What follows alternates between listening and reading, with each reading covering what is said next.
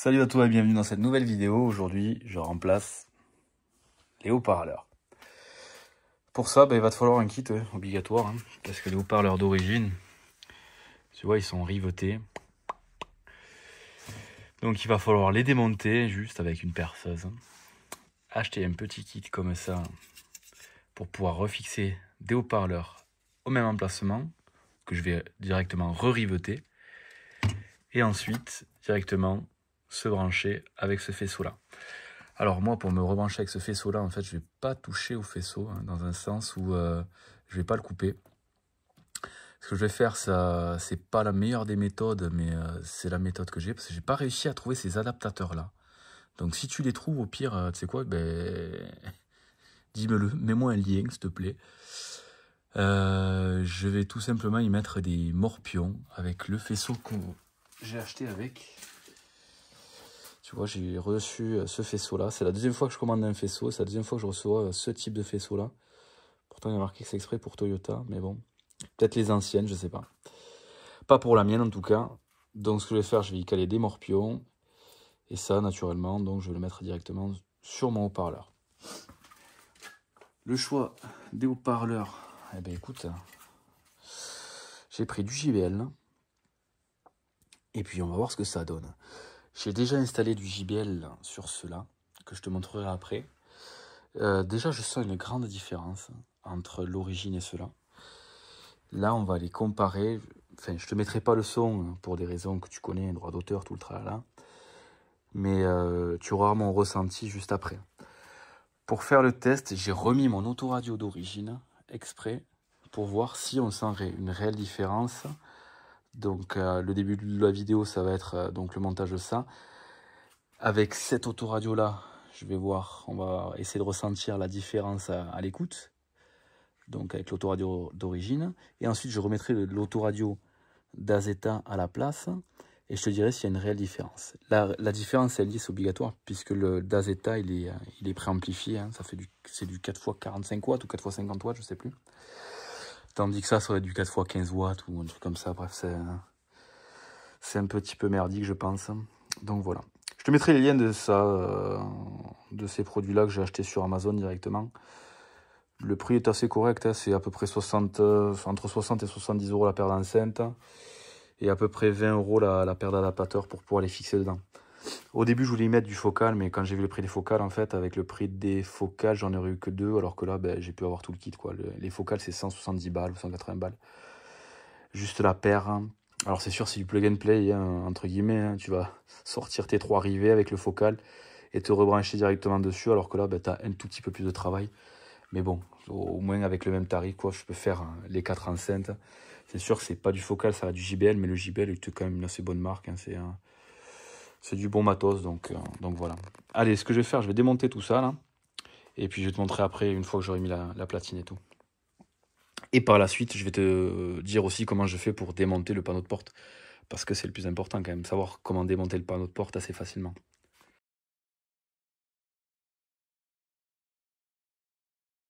Alors déjà, je peux te dire un truc, c'est qu'au niveau du poids, bon, tu vois que c'est pas de la top qualité, quoi. Alors, c'est du Pioneer, tu vois, d'origine. Alors, je sais pas si tu vas réussir à le voir à peu près. En plein milieu de ton écran. Donc, c'est du Pioneer. En termes d'infos, qu'est-ce qu'on peut voir dessus? Pas grand-chose. Mis à part que c'est tout léger et que ça fait pitié. C'est vraiment tout fait, quoi. Donc, ce que je vais faire maintenant, je vais monter la platine. Et puis, tu vas voir avec des rivets, en fait, tout simplement, hein, comme le montage à l'origine. Je vais remettre des rivets. Et puis, ensuite, on montera le haut-parleur ensemble. Du coup, j'ai acheté une boîte de rivets, en fait. Donc, du 4,8 mm. Avec une tête qui fait 10 mm. Donc, cette partie-là, là, elle fait 10 mm pour qu'elle vienne bien, du coup, plaquer mon support sur ma tôle. Parce que le but, t'imagines bien, c'est que il faut que ça vibre le moins possible. D'où l'importance des rivets, quoi. Bon, après, tu vas voir, le seul truc que j'ai pas prévu, en fait, ça va être les fixations de l'enceinte par-dessus. J'ai que des vis à bois. Bon, ça fera très bien le job, hein, soit les vis à bois, mais bon, c'est pas aussi joli que des vis, au moins, ou sinon à bois avec la tête plate, quoi. Moi, j'ai que des têtes fraisées. Donc, pas plus bête, hein. Tu prends ta petite pince à arriver. Tu vas te préparer tes 3 rivets. Alors, je m'étais pris des rondelles au cas où, si c'était pas assez large, pour pouvoir caler la rondelle derrière. Et je vois que j'en ai absolument pas besoin. Donc là, tu vois, je cale juste les 3 rivets là, juste pour te montrer à peu près à quoi ça ressemble. Tac. Bon, il n'y a pas d'intérêt qu'ils soient les 3. Et ensuite, tu vas prendre ta pince à arriver. Hein, tu vas tripoter tout ça, quoi. Alors, bon, sans les envoyer dans le décor comme je viens de faire. C'est peut-être la partie, voilà, un peu chiante.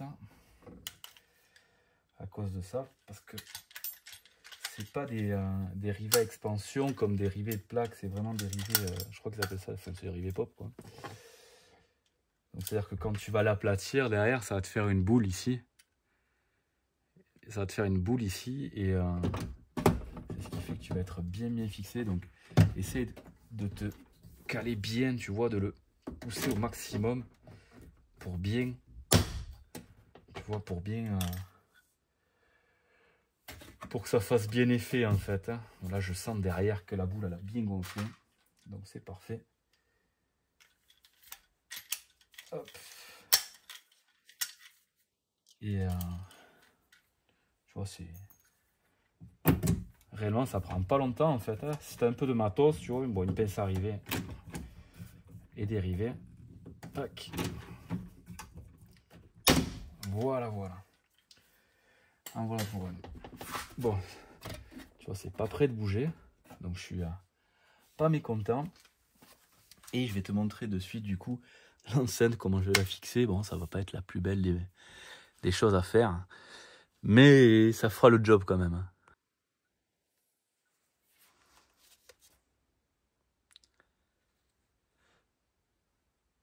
J'ai pas besoin d'en dire plus, hein. Donc tu vois réellement la différence entre la membrane de droite et la membrane de gauche. Donc entre l'origine et le pas origine. Et je peux te dire qu'au poids, celui-là, il fait au moins 3 fois le poids de celui-là, hein. Vraiment, il y a une sacrée différence, hein. Et comme je te disais donc, hop, ce que je vais faire moi, c'est pas la plus jolie des méthodes, mais bon, j'ai que ça. Je vais utiliser ces petites vis à bois là. Et ça fera très bien le taf. Tu vois, je ne les ai pas pris très longues, parce que bon, il n'y a pas besoin qu'elles soient très longues. Ce que je vais me faire avant tout, parce qu'une fois que c'est vissé, bon, j'ai pas envie de redévisser, tu vois. Tu te fais passer ton petit faisceau ici. Donc il y a un plus, un moins, ça, il y a toujours un sens sur les haut-parleurs. Alors quand tu le sais pas, alors soit tu le mesures au multimètre, soit tu vas faire comme moi, je vais te montrer. Tu vas allumer tout simplement ta musique et tu vas, comment on appelle ça, tu vas voir dans quel sens ta membrane bouge, quoi. Ta membrane elle est censée sortir vers l'extérieur quand il y a des basses. Si elle ne sort pas vers l'extérieur, ce n'est pas bon. Alors je pourrais le mettre dans ce sens-là, tu vois, ce serait joli. On aurait le JBL en bas et tout. Mais bon, en soi, je m'en contrefiche. Surtout mon problème, moi, c'est que là, je suis en tension sur mon faisceau, donc il n'y a aucun intérêt. Donc, soit je le mets comme ça j'ai un peu de mou. Tu vois, je vais pouvoir me repiquer tranquillement avec mes morpions sur mon faisceau. Et isoler tout ça. Et comme ça, je suis sûr que ça bouge pas. Donc, je pense que je vais le fixer comme ça. Ou sinon, si j'ai vraiment encore plus de mou, je pourrais me le mettre comme ça. Mais ça ne sert à rien. Il y en a largement assez. Donc, je vais me le mettre comme ça. Ce sera totalement inesthétique. Mais on s'en contrefiche. Parce que de toute façon, on ne le verra pas. Alors, ce que je peux faire, c'est peut-être au pire mettre les... Ben non, même pas comme ça, c'est très bien. Tu vois, ça c'est la partie la plus craignos. Tu vois toutes les vidéos que tu peux voir sur internet où les mecs ils font des installations sono et qui mettent un coup de tournevis dans la membrane et ça défonce ton enceinte. Ben ça peut t'arriver, hein. Donc tu vas tranquillement. Et ça va bien se passer. Tu vois, faut pas être pressé. Hein. Alors, le trou. Tac. Et voilà, tu as déjà ta première enceinte qui est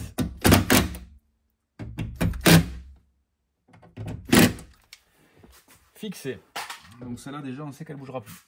Donc maintenant, moi je vais me faire mon petit branchement et après je vais te montrer. Comme ça, ce sera plus simple pour toi. Quel fil va où. Hein. Autant que je te le prépare avant, comme ça, tu verras tout ça après. Alors comme tu sais, je te montre tout et au final, j'ai décidé de faire une autre méthode. En fait, du coup, je me suis fait sauter le connecteur. Et comme ça, je vais pouvoir le brancher directement là-dedans. Et après, je vais isoler tout ça avec de la gaine ou du Chatterton ou quoi. Ça va pas bouger. De toute façon, il n'y a pas de risque en soi. Hein. C'est pas comme si tu avais du 12 volts. C'est pas comme si ça chauffait vachement. Non, enfin, il n'y aura pas de risque. Hein. Que je te montre au final. Bon, là, c'est juste provisoire. Donc, tu as un fil blanc, un fil gris. Et donc, le blanc correspond au plus de ton enceinte. Et du coup, le gris à la masse. Voilà pour ce montage. Donc, moi, je vais me les isoler. Parce que tu vois, là, même si je me les rapproche... En fait, c'est des pins, hein, donc ça rentre directement dessus. Au pire, je ne serais pas feignant, tu vois, j'achèterais juste une broche et je remplacerais juste... Je poserais juste une broche ici, là, ce serait tellement plus simple. Mais tu vois, je vais me les isoler, en fait. Et ça rentre dedans, hein, mais ça rentre dedans... regarde, pour te montrer, réellement, hop. Tu vois, toute cette partie-là, là. Si la mise au point veut bien se faire, merci. Voilà. Tu vois, toute cette partie-là qui rentre, là. Donc, tu as un bon centimètre qui rentre dedans, donc autant te dire que tu es large. Hein. Alors, tu vois, j'en ai isolé juste un. Et l'autre, je vais continuer à l'isoler avec le Chatterton en prenant cette broche. Alors, tu vas me dire, Stéphane, t'as pas honte? Non, j'ai absolument pas honte pour une raison simple, c'est qu'au moins, déjà, je touche pas à mon faisceau d'origine. Ce qui, je trouve, est le plus important.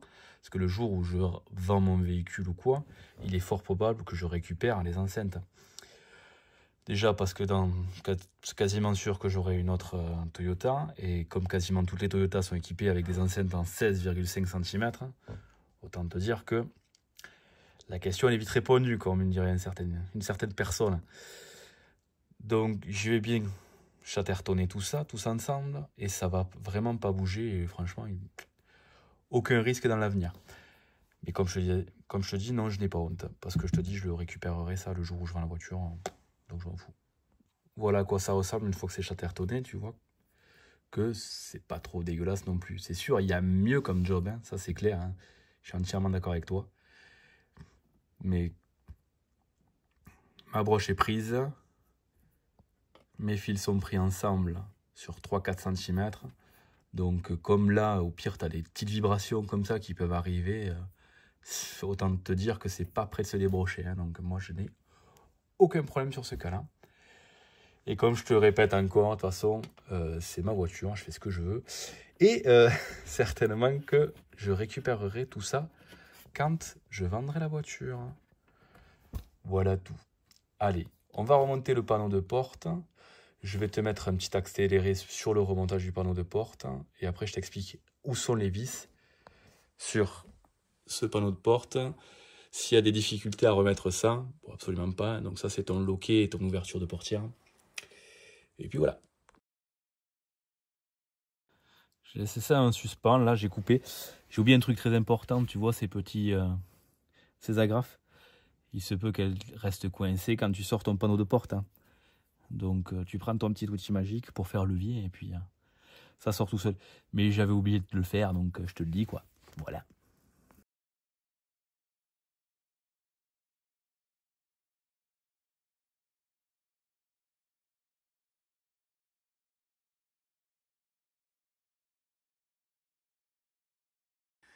Donc pour démonter ton panneau de porte, réellement, il n'y a rien de plus simple, donc pas de stress à avoir. Une petite cale en plastique pour pas abîmer tes plastiques. Donc tu vas venir en premier lieu soulever un coin ici. Hop. Qui va te permettre de lever cette partie-là. Et ensuite, tu vas la tirer en arrière. Hop. le fait de la tirer en arrière, ça va te permettre donc du coup de pouvoir te dégager cette partie-là pour pouvoir le sortir. Si tu tires vers le haut, en fait, tu vas la casser tout simplement. Ensuite, tu as, donc comme tu as pu le voir sur les images précédentes, une vis qui est planquée là-dedans. Alors, je ne sais pas si tu as regardé toutes mes vidéos. Moi, à cet endroit-là, j'ai mis une petite lumière ici pour pouvoir éclairer la poignée quand il fait nuit. Ça fait super joli. Donc, ne t'étonne pas si tu vois des fils et que toi, tu n'en as pas. En fait, c'est totalement normal. Donc là, tu vas venir te passer ici, tirer légèrement pour pouvoir te sortir ce petit plastique. Donc toi, ça, tu l'auras pas, hein, c'est normal. Et ensuite, il va te falloir sortir tout cet ornement-là. Alors, juste en dessous, à ce niveau-là, je ne sais plus exactement, ici, je dis pas de bêtises, ici. Voilà. Tu as un tout petit trou, en fait, qui va te permettre de pouvoir rentrer un outil, voilà, juste là, et de pouvoir tirer.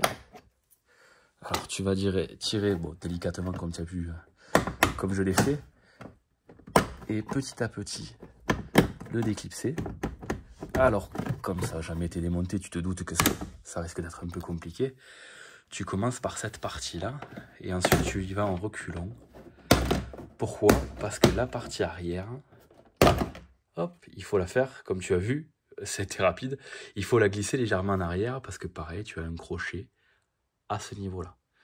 Pour t'éviter du coup de l'arracher, pardon, tu as 2 crochets, 3 crochets même, donc pour t'éviter de l'arracher, on déclipse tout ça tout doucement, et ensuite, on se le tire en arrière. Et après, ben, tu as 3 vis, du cruciforme, ici, là-dedans, et là-dedans. Tu sors tes 3 vis, et tu vas venir tirer, je peux pas te dire délicatement, parce qu'en fait, délicatement, c'est pas possible, quoi. Tu es obligé de tirer un petit peu comme un sourd, parce que les agrafes qu'il y a derrière, elles tiennent quand même pas mal. Donc, tu vas venir te le tirer, et après te récupérer les agrafes, comme tu as pu... ne fais pas comme moi, hein. Récupère-les bien avant et remonte-les sur ton panneau avant. Tu verras, ce sera plus pratique. Je vais le démonter et ensuite je vais te montrer en fait comment sortir du coup le loquet et la poignée. Cette partie-là, c'est pas très chiant, mais bon, c'est bien de le savoir quand même. Je t'ai pas montré, bien sûr. Tu vas venir déclipser ton faisceau. Donc comme je te le disais, tout cet appendice de faisceau, toi tu l'auras pas, hein, puisque moi j'ai ma petite lumière en plus. Donc en fait, toute cette partie-là, cette partie de faisceau gris, comme ça, toi tu l'auras pas. Donc tu débrancheras directement ici. Hop. Donc, moi je me sors ça. Je me suis sorti donc les 3 vis. Et ensuite, tu vas voir ce que je fais moi. Enfin, ce que je fais. Ce qu'il faut faire parce que tu n'as pas trop le choix. Juste à cet endroit-là, en fait, tu as un emplacement. Hein. Et en plus, tu as une petite flèche. Tu vas commencer à tirer ici. Voilà, comme tu entends, ça vient. Et si ça vient, c'est bien. Hop. Et tu remontes petit à petit. Un coup à gauche, un coup à droite. Et voilà. Tu regardes que tu as bien desserré toutes tes vis. Parce que là, j'ai pas pu les enlever. Donc elles y sont encore, ces deux-là. Voilà. Et hop là. C'est bon, les 2 vis sont sorties. Et donc, comme je te disais, juste ici derrière, c'est tout simple. Alors, que ça fasse une mise au point, que tu puisses y voir à peu près clair. Tu tires vers toi. Et après, c'est une petite boule que tu vas venir te remonter. Et après, pour la remettre, pareil, tu la rentres dedans. Et tu vas venir te la glisser. Hop, comme ça. Donc, franchement, c'est super simple. Hein. Donc, tu peux te le faire. Il n'y a pas de crainte à avoir en soi. Et donc, voilà, c'est déposé. Et donc, tu fais pas comme moi. Tu regardes bien. Si tu as tous tes clips blancs en place. Et ce côté-là, bizarrement, ben, ils sont tous en place. Écoute. Hop.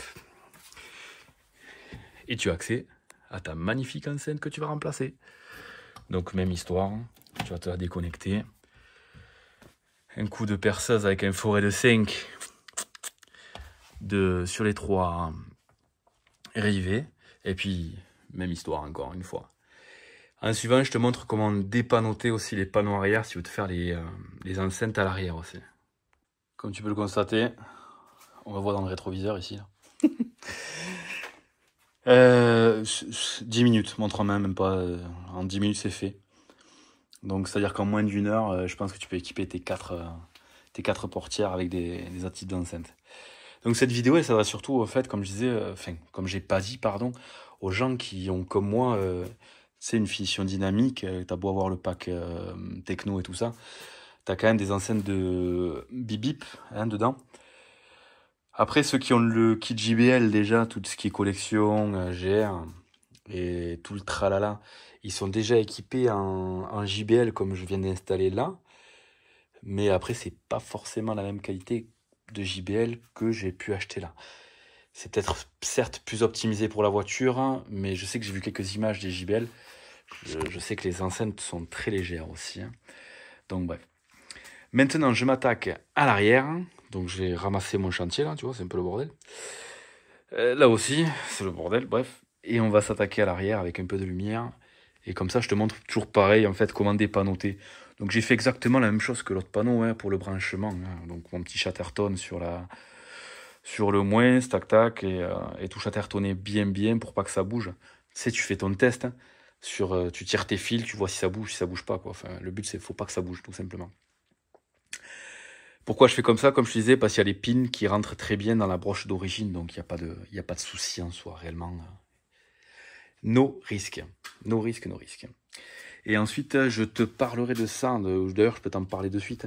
Donc, j'ai aussi mis des JBL ici. Le seul truc qu'il y a, tu vois, on est équipé d'un bouton SOS. Donc, à la partie droite, sur ton enceinte, tu as ton enceinte, ton petit tweeter que tu as ici, d'origine, et tu as une autre enceinte à côté. L'autre enceinte d'à côté, elle sert tout simplement, en fait, en cas d'urgence, quand tu appuies sur le bouton SOS ou en cas d'accident, c'est la... Comment ça s'appelle ça? Quand ça appelle les secours, en fait, ça sort de ce haut-parleur-là. En fait, tu as deux haut-parleurs et en fait, tu en as un bien distinct, qui n'est pas monté directement sur ton système de haut-parleur de la voiture d'origine. Hein. Donc, c'est vraiment un truc bien distinct. Ça, ce haut-parleur-là, il te faut surtout pas le débrancher. Tu l'enlèves, en aucun cas, tu l'enlèves. Déjà, un truc simple, c'est que ton col, là, eh ben, il va plus fonctionner. Donc, en cas de problème, ben, voilà, si tu as vraiment un accident, malheureusement, ben, les secours ne pourront pas être prévenus. Et donc, c'est pour ça que je te conseille vraiment de la laisser. Alors, moi, ce que j'ai fait, en fait, tout simplement, je l'ai laissé. Bon, à cet emplacement-là, comme l'enceinte est bien plus grosse qu'à l'origine, je vais te les montrer après, je vais te montrer le carton, là. J'ai pris l'enceinte, en fait, je l'ai juste décalée, j'ai réussi à la passer un peu plus loin en dessous. Je l'ai bloqué pour pas que ça vibre. Tu as un isolant et tout, donc en vrai, ça bougera pas vraiment. La manière dont je l'ai bloqué, c'est pas prêt de bouger, donc tu peux faire exactement pareil. Et comme ça, vu comment il hurle lui, parce que ça gueule, hein, vraiment, je croise les doigts pour pas que ça t'arrive. Hein. Mais quand il t'arrive un souci, il gueule vraiment fort, ça parle très fort et très clair. Donc tu peux te permettre de le descendre un petit peu, tu l'entendras toujours très bien. Et comme le micro est calé là, on t'entendra toujours très bien en fait. Ça c'est juste ton récepteur, ton émetteur, il est ici. Donc il n'y a pas de risque à avoir. Allez, ma petite aparté est terminée. Je vais te montrer comment ça se passe pour derrière et ensuite je te montre réellement, je vais te montrer les cartons et le matos que j'ai acheté donc du coup pour être équipé tout en JBL sur ce beau RAV4. Donc, concernant la dépose de ce panneau, donc que ce soit les deux panneaux arrière, tu vas voir que c'est sensiblement identique au panneau avant. On va sortir donc du coup cette partie-là, cette partie ici, exactement de la même méthode qu'à l'avant, et le petit cache ici. Et tu vas voir, ben, ça se fait en 30 secondes.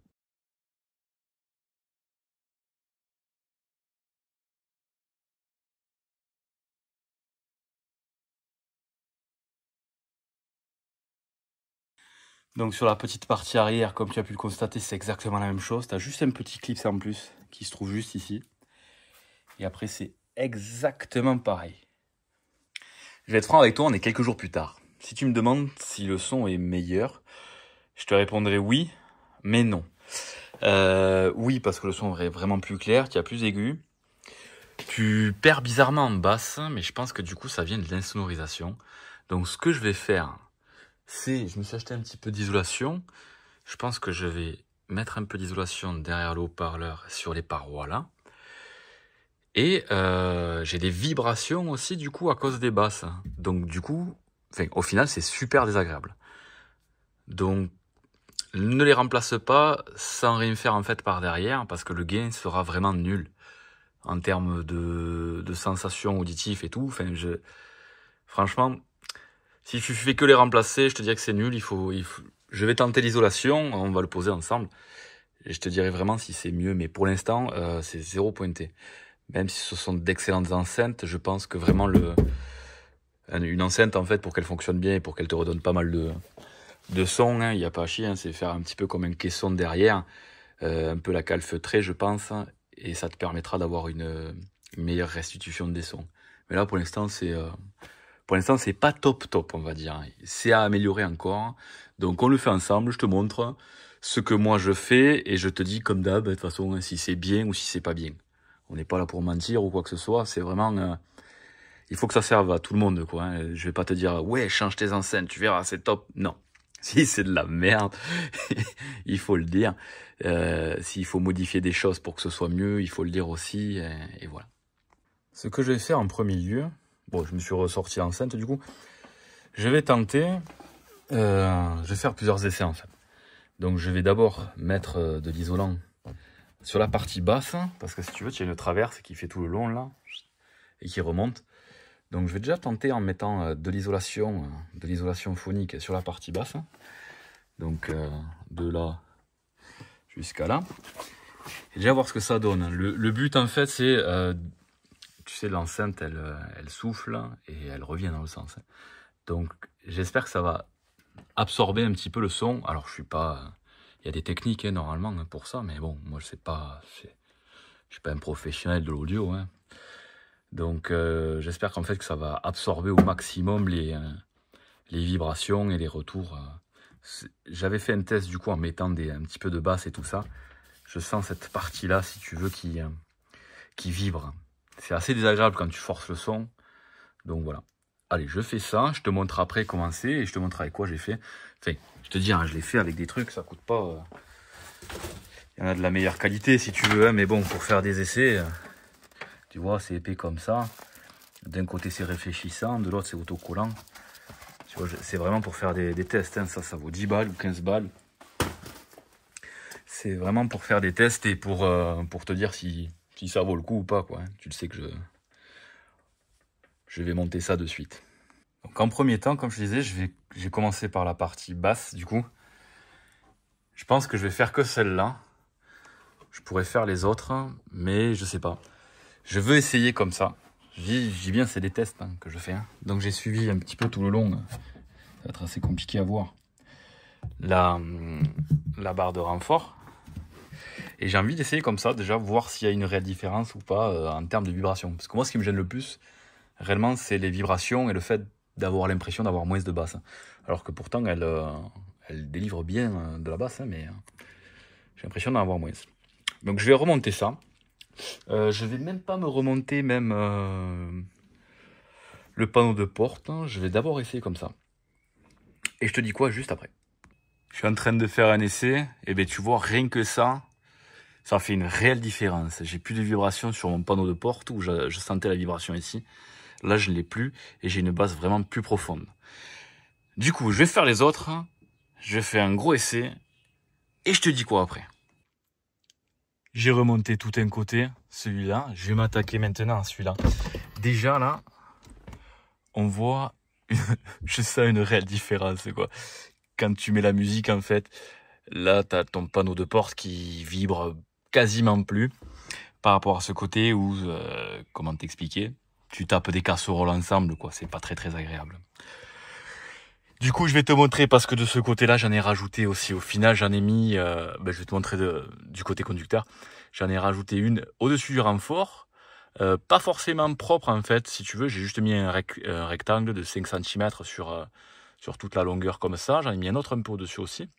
Et j'en ai mis un au niveau de la poignée là, parce que je ressentais une vibration à ce niveau-là. Mais ça, j'ai mis une petite chute, c'est un petit triangle du coup. Et ça fait une réelle différence. C'est vrai que pour faire vraiment bien, il aurait fallu faire toute la portière. Je pense qu'on aurait senti encore un meilleur résultat, on aurait eu un meilleur résultat, pardon. Mais comme j'en ai pas des masses, tu vois, il me reste ça. Sachant qu'il faisait 2 mètres, là je me suis déjà découpé une partie là pour ma portière côté conducteur, après j'ai d'autres bandes, et j'aimerais aussi faire les portières arrière. J'en avais commandé 2, j'en ai reçu qu'un seul. Donc voilà quoi, on va pas refaire le monde quoi. Voilà, pour te montrer, donc grande bande d'ici jusqu'à là-bas, idem ici en dessous, donc qui arrive jusqu'ici, une qui va de là jusqu'au fond. J'ai pas envie d'aller vers là parce que tu sais, il y a la poignée et tout ça. Alors bon, je pense pas qu'il y ait des risques d'interférence, mais j'ai pas envie d'y aller. Voilà, point fin. Et le petit triangle du Seigneur, là, tu vois, celui-là, en fait, il me permet de bien venir quand je vais visser ma... lui, quoi. Hein, tu as compris. Et j'avais une petite vibration ici de l'autre côté, donc du coup, j'ai fait exactement pareil. J'ai mis juste un petit triangle pareil de l'autre côté là-bas. Et ça m'a permis aussi de diminuer encore des vibrations. Déjà, je peux te dire que la qualité sonore réellement là-bas a réellement changé. Et ce que je peux te dire, c'est que cette merde-là, eh bien, écoute, ça colle bien. Alors, c'est pas de la graisse, hein, du moins pas partout, mais ça colle super bien. Donc, fais gaffe si tu en mets, si tu dois travailler le lendemain, quoi. Enfin, ça s'enlève assez facilement, tu vois, mais bon. Voilà, quoi. Hein. Mais des gants, c'est bien aussi. Mais des gants. J'ai fini de monter cela. Et à l'arrière, tu vois, je me pose une question. Parce que je voulais aussi en monter sur la petite Yaris. Donc, est-ce que je remettrai pas ceux d'origine et je laisse ceux-là là? Ou est-ce que j'en rachète d'autres pour la Yaris? Je sais pas. Je vais finir de remonter. Je te dis le résultat final. Voir si c'est vraiment top moumoute ou si c'est de la bip. Donc, le montage est bien terminé. Je me suis dit quand même que j'allais te montrer ce que j'avais monté au final. Donc à l'avant, j'ai monté ça. Et à l'arrière, donc cela. Stage 3, 637F. Hein. Et donc cela à l'avant. Alors, j'ai fait un test. Donc comme je te disais, désolé, ça a coupé. Donc avec l'autoradio d'origine et le Dazeta. Là, j'ai remis l'autoradio d'origine depuis un petit moment pour bien faire le comparo. Il y a une différence quand même entre le son d'origine avec l'autoradio d'origine, bien sûr. Mais pour être franc, ne t'emmerde pas à changer cela. Si tu gardes ton autoradio d'origine, change juste cela. Ça suffira amplement, tu sentiras déjà la différence. Par contre, si tu as un autre autoradio qui est déjà préamplifié, 4x50 watts ou autre, eh bien ouais, tu sentiras réellement la différence de ça. Bref, en conclusion, même avec l'autoradio d'origine, il y a une bonne différence. Donc là, comme je te disais, JBL et à l'arrière aussi JBL du coup. Il y a du JBL partout. Ça marche super bien. Tu gères tes réglages comme tu veux parce que l'ouïe, on n'a pas tous la même ouïe et on n'a pas tous le même ressenti. Mais je te conseille réellement, donc si tu as ton autoradio d'origine, juste de changer cela, ça te suffira réellement amplement. Bref, je suis content du résultat. Je me demande si au final, peut-être que, je sais pas, on verra plus tard, mais je testerai quand même les focales parce qu'ils sont spécifiques au véhicule et aux emplacements qu'il y a d'origine, ça vient directement avec le contour et tout. Donc je testerai peut-être, mais ce sera la surprise peut-être dans une prochaine vidéo, l'année prochaine, dans 6 mois, je peux pas te dire, ça me vient comme j'ai envie, quoi. Bref, je te fais des bisous, n'hésite pas à liker, t'abonner, partager, je te dis à la prochaine. Ciao, ciao.